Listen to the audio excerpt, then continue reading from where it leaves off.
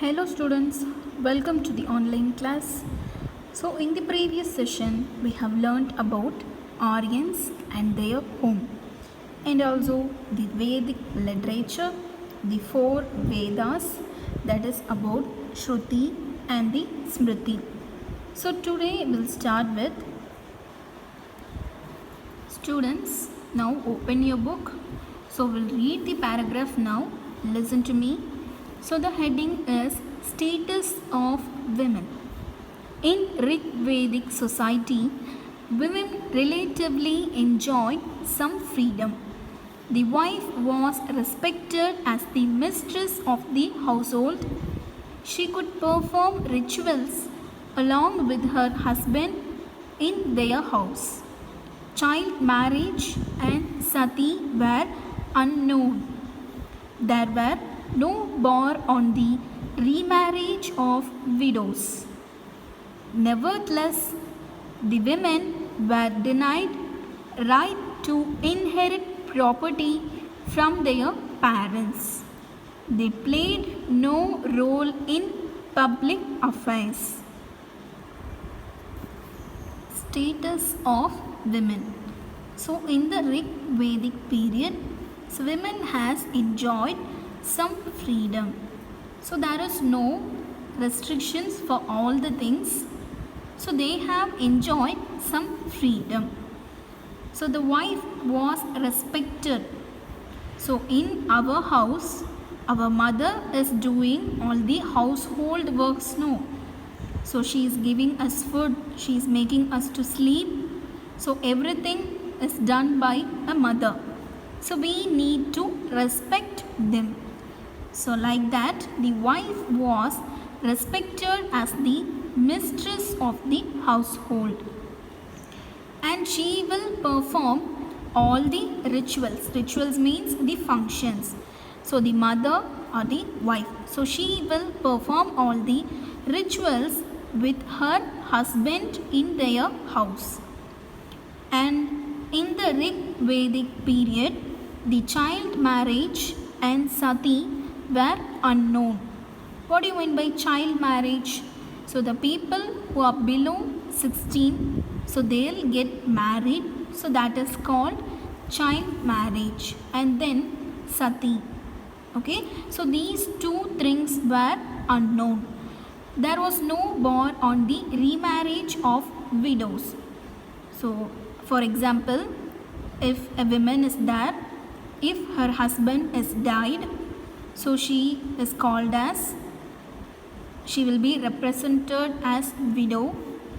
So if her husband is not alive, so she can marry again. That is called remarriage of widows. So there was no restriction for the remarriage of widows.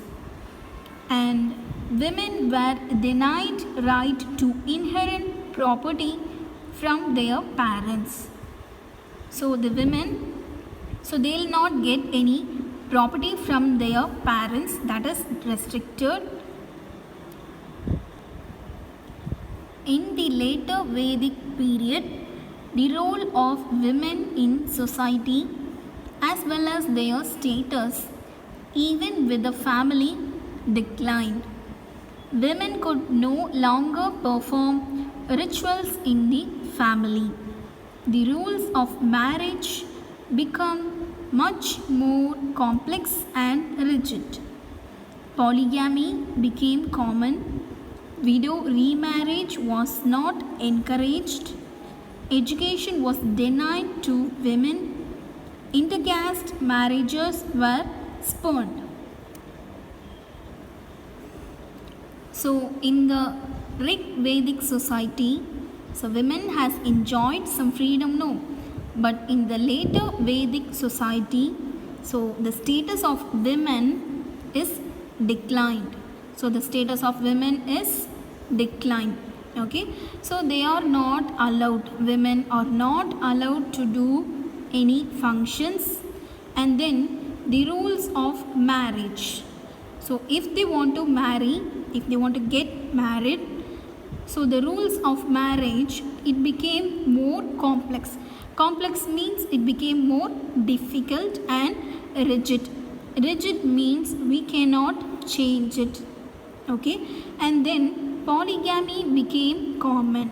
So polygamy means if a person they are marrying more than one person is called polygamy. So the polygamy became common. It became as a common thing. And widow remarriage was not encouraged. So the widow are not allowed to get married again. And the education of women was also denied. So they are not allowed to continue their higher studies. They are not allowed to continue the education. And intercaste marriages were spurned. So the people are not allowed to get married with the other caste people. The next heading is economic life. Economy in the Vedic period was sustained by a combination of pastoralism and agriculture.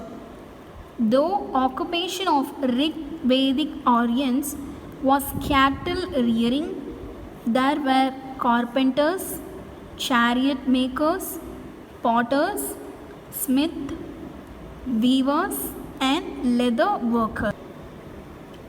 Ochre colored pottery, that is OCP, was attributed to this period. Horses, cows, goat, sheep, oxen, and dogs were domesticated. Now we'll see the economic life of the people who belongs to Vedic period. So their economic life is based on the combination of pastoralism and agriculture.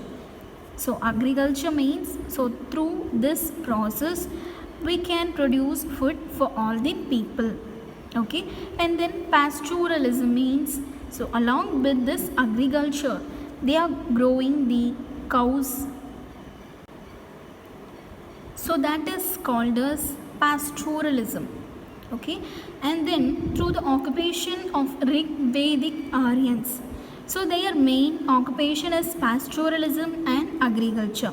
So along with that, several occupations are there, like cattle rearing. So cattle rearing means growing of cows, and then there were carpenters. So we know who's carpenter, right?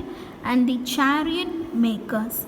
Chariot makers means the people who do the chariot. So chariot means in Tamil we'll call it as Ther. So Ther seiravanga. Okay, and then potters. So potters means the people who do the pottery works. And then the smith, weavers, and the leather workers. So the people who are dealing with the leather work. Okay, so leather workers na yaru, belt, leather shoe adala irukla, so adala seiravanga. And then the weavers. Weavers means a person who making the fabric through the weaving. So they are called as weavers. And then smith. So the people who are working with the metal is called smith. Okay, so these occupations are there. And then ochre colored pottery. So ochre color pottery means it's a dark red colored pottery. So this thing is also practiced in this period. And then so in their houses, so they have domesticated the horses, cows, goat, sheep, oxen, and the dogs. Trade became extensive. Barter system was prevalent, that is exchange of goods. They used Nishka, Satmana, and Krishnala for business transactions. So they have extended the trade. So barter system means exchange of goods.